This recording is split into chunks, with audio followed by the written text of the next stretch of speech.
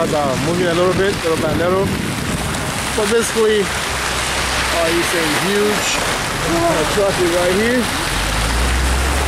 You can't beat that, ladies and gentlemen.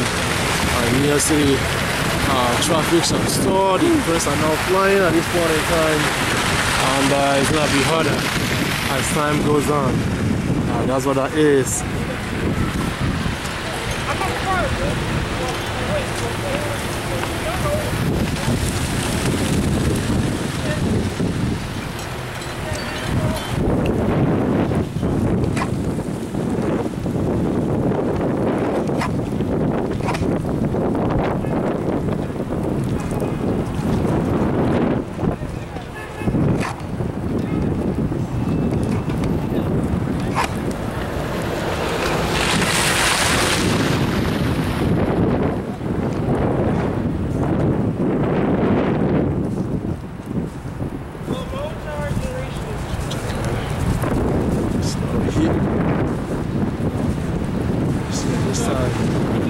It's pretty big, alright?